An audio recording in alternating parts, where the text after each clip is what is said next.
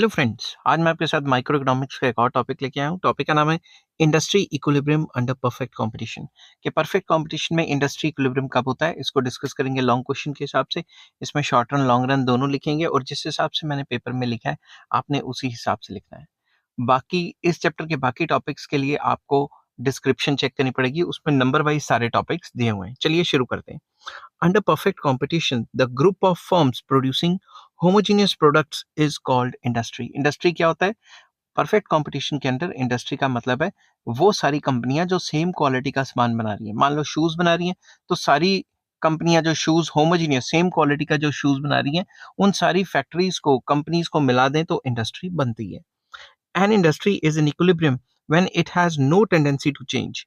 कोई भी perfect competition में कोई भी इंडस्ट्री इक्विलिब्रियम में तब होगी जब उसमें कोई चेंज नहीं आएगा। चेंज मतलब ना ही वो बंद होना चाहेगी, ना ही वो फर्दर उस सेक्टर में या उस इंडस्ट्री में कोई नई कंपनी आना चाहेगी। इसको फर्दर इंग्लिश में लिखते हैं, new firms will have no tendency to enter an industry when the existing firms are earning only normal profits.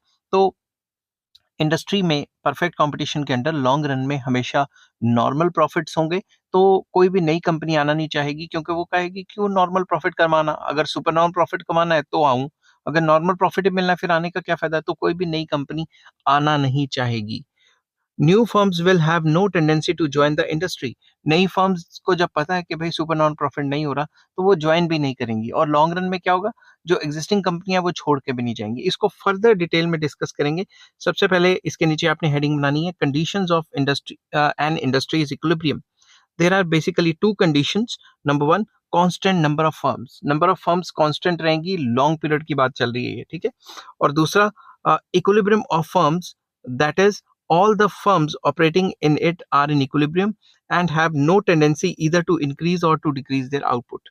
तो जो कंपनीज है वो इक्विलिब्रियम में होनी चाहिए सारी और उनके अंदर कोई टेंडेंसी नहीं है कि वो अपनी आउटपुट को बढ़ाएं या कम करें, ठीक है। आपने इसी तरीके से नंबर वाइज लिखना है। फिर आपने हेडिंग बनानी है इक्विलिब्रियम ऑफ द इंडस्ट्री, ठीक है। इंडस्ट्री का इक्विलिब्रियम, फिर शॉर्ट रन, फिर लॉन्ग रन की आपने हेडिंग बनानी है, ठीक है। तो सबसे पहले हम हेडिंग बनाते हैं short run equilibrium of industry, ठीक है, अंडर परफेक्ट कंपटीशन। तो इसमें क्या हम लिखेंगे, the industry is in equilibrium at that price at which the quantity demanded is equal to quantity supplied. तो सिंपल वर्ड्स में इक्विलिब्रियम कब होता है, इक्विलिब्रियम इंडस्ट्री में तब होता है जब ये जो डिमांड है और ये जो सप्लाई है ये आपस में बराबर होती है। यहाँ आ गया ना इक्विलिब्रियम, ये इक्विलिब्रियम प्राइस डिटरमिन कर लिया गया, ठीक है। परफेक्ट कंपटीशन में आपको पता ही है कि firm is a price taker not price maker. Prices कहाँ डिटरमिन होते हैं, इंडस्ट्री में डिटरमिन होते हैं। But for industry to be in full equilibrium in the short run is very rare. ध्यान से समझना, शॉर्ट रन में इंडस्ट्री इक्विलिब्रियम होगा ये काफी रेयर है परफेक्ट कंपटीशन के अंदर। क्यों? In short run, some firms may be earning supernormal profit and others may be incurring losses. तो कुछ कंपनियों को प्रॉफिट हो रहा होगा, कुछ कंपनियों को लॉस हो रहा होगा, मगर परफेक्ट कंपटीशन में इंडस्ट्री इक्विलिब्रियम सिर्फ तभी होता है जब सारी की सारी कंपनियों को हमारा नॉर्मल प्रॉफिट होता है, ठीक है। तो इसमें मैंने एक डायग्राम बनाया, it can be explained with the help of diagram. तो पहला जो फिगर ए है वो इंडस्ट्री है, फिगर बी फर्म ए और फिगर सी जो है फर्म बी। तो सबसे पहले मैंने बताया यहाँ इंडस्ट्री में जो भी डिमांड सप्लाई है उसके हिसाब से इक्विलिब्रियम तय हुआ और ये जो इक्विलिब्रियम प्राइस तय हुआ इसी इक्विलिब्रियम प्राइस पे फर्म्स को अपना माल बेचना है, तभी तो ये प्राइस मेकर है ना, प्राइस टेकर है ना, प्राइस मेकर नहीं है। तो यहाँ पे भी मैं लिख देता हूँ A R equal to M R, क्योंकि प्राइस किसने डिटरमिन कर लिया, prices are determined by the industry. अगर आपको ये चीज नहीं समझ आ रही तो आपको पहले परफेक्ट कंपटीशन शुरू से करना पड़ेगा, ठीक है। तो उसके लिंक्स भी आपको डिस्क्रिप्शन में मिल जाएंगे। तो अब मैं आपको बता देता हूँ कि एमसी इस यहाँ पे नीचे से काट रही है और इक्विलिब्रियम क्वांटिटी मैं यहाँ लिख देता हूँ, मैं यहाँ लिख देता हूँ equilibrium quantity of firm 1 Q1। यहाँ पे भी नीचे से काट रही है, यहाँ पे लिख लेता हूँ इक्विलिब्रियम क्वांटिटी इसकी है Q2, ठीक है। अब मैं क्या करता हूँ, मैं एसी बना के एक कंपनी को दिखाता हूँ कि एक को प्रॉफिट हो रहा है और सुपरनॉल प्रॉफिट हो रहा है और एक को लॉस हो रहा है। तो मैं इस तरीके से मैंने एसी बना दिया। अब मैं आपको बताता हूँ कि आपने एसी को बनाते हुए कौन सी चीज़ों का ध्यान रखना है, ठीक है। अगर मैंने ये एसी बनाया है तो आपको इस हिसाब से ध्यान रखना है एसी का, कि जो एसी का जो लोएस्ट पॉइंट है एमसी वहीं से इसको काट रहा हो। समझ गए बात, एसी का लोएस्ट पॉइंट, ठीक है। अब यहाँ पे मैं इसको ऐसे कर देता हूँ और इसको यहाँ पे लिख देता हूँ इक्विलिब्रियम 1, यहाँ पे एसी। अब आप देख रहे हैं ना एसी के लोएस्ट पॉइंट से एमसी काट रहा है, ठीक है। अब अगर आप देखें, मैं कलर चेंज करता हूँ, इक्विलिब्रियम के सामने अगर देखें तो प्राइस तो ओपीई है, ये वाला प्राइस है ओपीई, मगर इस पॉइंट पे एवरेज कॉस्ट कितनी है, इतनी, ठीक है।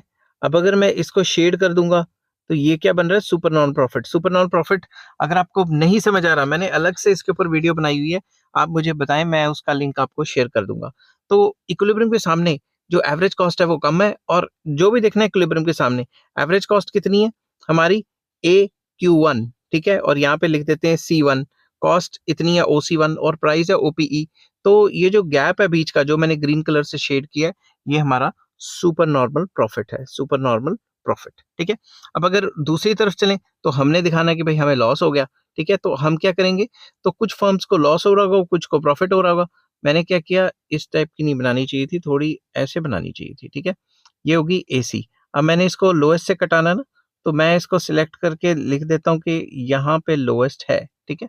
अब अगर इसके सामने मैं करता हूँ तो ये बन गया एसी, ठीक है, एसी। रुको 2 मिनट, इसको मैं सिलेक्ट कर लेता हूँ, ये हो गया एवरेज कॉस्ट, ठीक है।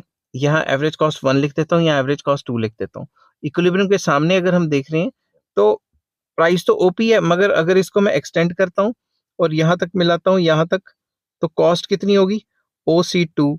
तो ये जो शेडेड पोर्शन है, जो मैं आपको बताऊंगा, ये जो शेडेड पोर्शन है ये लॉस दिखा रहा है, क्योंकि इक्विलिब्रियम के सामने हमारी जो कॉस्टिंग है वो क्या है, ज्यादा, और जो प्राइसेस हैं वो क्या है, कम। तो ये हमें क्या दिखा रहा है, minimum losses, MINIMUM, minimum losses, ठीक है। और वो क्या दिखा रहा था, सुपर नॉर्मल प्रॉफिट। तो इसमें ये दिखाया गया कि कुछ कंपनियों को प्रॉफिट होता है, कुछ कंपनियों को लॉस होता है। तो शॉर्ट पीरियड में कभी भी जो शॉर्ट पीरियड में कभी भी जो इंडस्ट्री है परफेक्ट कंपटीशन के अंडर इक्विलिब्रियम में नहीं आ पाती, क्योंकि इक्विलिब्रियम में तो तभी आएगी जब सबको नॉर्मल प्रॉफिट होगा। मगर इसमें कईयों को सुपर नॉर्मल प्रॉफिट हो रहा है और कईयों को लॉसेज हो रहे हैं। तो जिनको लॉसेज होंगे वो कंपनियां चली जाएंगी लॉन्ग रन में, और जिनको सुपर नॉर्मल प्रॉफिट होंगे वो अपना काम बढ़ा देंगे। और इस सुपर नॉर्मल प्रॉफिट को देखते हुए और कंपनियां भी अट्रैक्ट हो जाएंगी, जिससे लॉन्ग रन में हमारा जो है नॉर्मल प्रॉफिट रह जाएगा। इसको इंग्लिश में कैसे लिखना है, अब जैसे कई बार मैं इंग्लिश में लिखता हूँ तो कई बच्चों की कंप्लेंट रहती है कि सर ये क्या कर रहे हो आप, सिंपल इंग्लिश बोली जा रहे हो और ट्रांसलेशन करी जा रहे हो। तो मेरा मकसद ये है कि सारे के सारे बच्चे समझ लें, हर एक स्टूडेंट एक जैसा नहीं होता, कई इंग्लिश में वीक भी होते हैं, कई इंग्लिश में स्ट्रांग भी होते हैं। तो मेरा मकसद दोनों को पढ़ाना है। तो इसलिए मैंने एक्सप्लेनेशन भी लिखी हुई है, ताकि आपको किसी और जगह पे ना जाना पड़े एक्सप्लेनेशन ढूंढने के लिए, ठीक है। In figure A, DD is the demand curve and SS is the supply curve of industry. ठीक है, ये डिमांड कर्व है जी, ये सप्लाई कर्व है, जहां पे कट करते हैं वो इक्विलिब्रियम है। वो चीज लिखा है, both these curves intersect each other at point E, which indicates the equilibrium of industry. ठीक है, फिर OPE is the equilibrium price and OQ is the equilibrium quantity of output. तो ये प्राइस हो गया इसके सामने, ये क्वांटिटी होगी इक्विलिब्रियम, ठीक है। OQ लिखा हुआ, ठीक है। But it will not be full it will not be full equilibrium of industry if some firms are getting supernormal profit and others are incurring losses. तो इनके सामने, इस प्राइस के सामने देखा जाए तो कईयों को सुपरनॉर्मल प्रॉफिट हो रहा है, कईयों को लॉस हो रहा है, तो ये फुल इक्विलिब्रियम नहीं कहा जाएगा। इन फिगर बी, ये वाली जो फिगर है, फिगर बी मतलब फर्म ए की, तो इसमें क्या है, the firm is getting supernormal profit as shown by the shaded portion. ये जो शेड किया मैंने पोर्शन, ये आपको दिखा रहा है कि भाई सुपरनॉर्मल प्रॉफिट कमा रहा है, ठीक है। In figure C, firm is incurring losses as shown by the shaded portion. ये जो शेडेड पोर्शन है, ठीक है, ये दिखा रहा है कि लॉस हो रहा है। In the long run, firms suffering losses will have to leave, will leave the industry. On the other hand, firms earning supernormal profit will expand their production capacity. जिनको लॉस हो रहा है वो चली जाएंगी, ठीक है, जिनको प्रॉफिट हो रहा है वो अपना काम और बढ़ा देंगी। Allurement of supernormal profit will attract new firms to enter the industry. ये सुपरनॉर्मल प्रॉफिट को देख के नई कंपनियां और आ जाएंगी लालच में कि हम भी प्रॉफिट कमाएंगे। Consequently industry will be in equilibrium in the long run only if all firms are getting normal profits. तो भाई जब नॉर्मल प्रॉफिट्स लॉन्ग रन में कमाएंगी सारी कंपनियां, तभी फर्म जो इंडस्ट्री इक्विलिब्रियम होगा। In short, the industry is in equilibrium at that price at which the demand for and supply of its production are equal. तो लॉन्ग रन में जब तक ये डिमांड सप्लाई बराबर आएगी और ये प्राइस तय होगा और इसी प्राइस के सामने कंपनियां नॉर्मल प्रॉफिट कमाएंगी, तभी इक्विलिब्रियम माना जाएगा।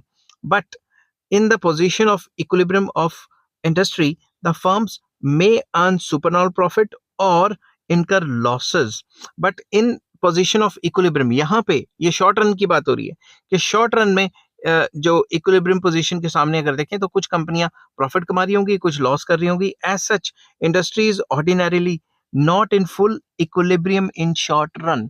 तो जब हम परफेक्ट कंपटीशन के अंदर इंडस्ट्री की बात करते हैं तो कुछ कंपनियां प्रॉफिट कमाती हैं, कुछ कंपनियां लॉस करती हैं, तो फर्म इक्विलिब्रियम में नहीं मानी जाती, मतलब इंडस्ट्री इक्विलिब्रियम में नहीं मानी जाती शॉर्ट पीरियड में. ठीक है, इंडस्ट्री लॉन्ग पीरियड में इक्विलिब्रियम में मानी जाती है. तो फिर आप हेडिंग बनाएंगे long run equilibrium of industry. Industry is in equilibrium in the long run when the following two conditions are fulfilled. पहली, each firm of the industry is in equilibrium. हर एक कंपनी इक्विलिब्रियम में होनी चाहिए, मतलब उसका MC is equal to MR होना चाहिए और MC cuts MR from below होना चाहिए, जो कि फर्म का इक्विलिब्रियम की कंडीशन है.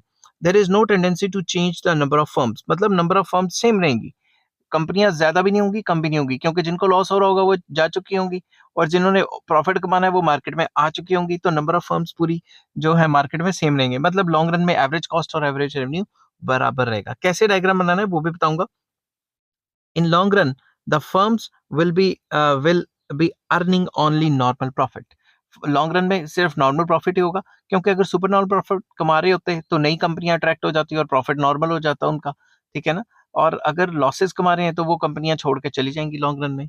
No new firm will enter no new firm will enter nor one will leave the industry. मतलब ना ही कोई नई कंपनी आएगी, ना ही कोई एग्जिस्टिंग कंपनी जाएगी. Long run equilibrium of the industry can be explain with the help of diagram. तो मैंने यहाँ फिगर ए में बनाया हुआ इंडस्ट्री, फिगर बी में फर्म.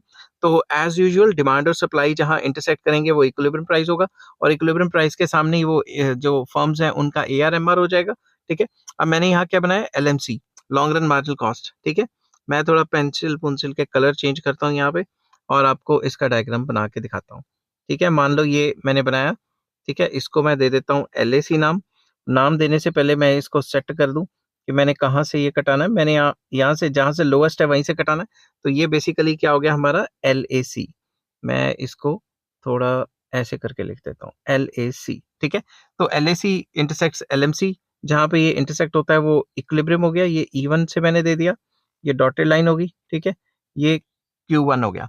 अब इसको और ज्यादा कॉम्प्लिकेटेड करने के लिए बुक्स में क्या दिया होता है, शॉर्ट रन भी बीच में घुसाया होता है. ठीक है. तो मैं इसको शॉर्ट रन भी बीच में घुसा देता हूँ. तो अगर मैं शॉर्ट रन घुसाऊं ऐसे, तो ये एवरेज कॉस्ट कर्व बन जाएगी शॉर्ट रन की. ठीक है. मैं इसको और अच्छे से बनाता हूँ. ये शॉर्ट रन एवरेज कॉस्ट बन जाएगी ऐसे. ठीक है.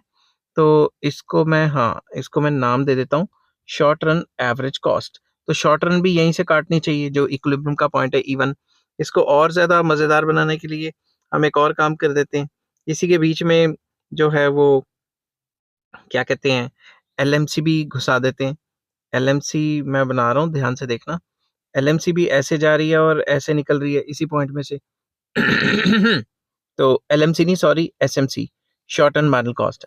वो मुंह से निकल गया LMC. ठीक है. तो यहाँ से रुको 2 मिनट.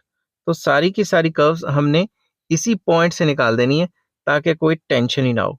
तो बेसिकली इक्विलिब्रियम तब माना जाता है जब यहाँ पे अगर देखा जाए तो ये जो सारी कर्व्स हैं, ये सारे जो नाम है ये बराबर है. मतलब short run average cost is equal to short run marginal cost is equal to long run average cost is equal to long run marginal cost is equal to average revenue is equal to margin revenue. इस point पे सारी curves आपस में बराबर है. अब इसको explain कैसे करना है वो बताता हूँ. ठीक है.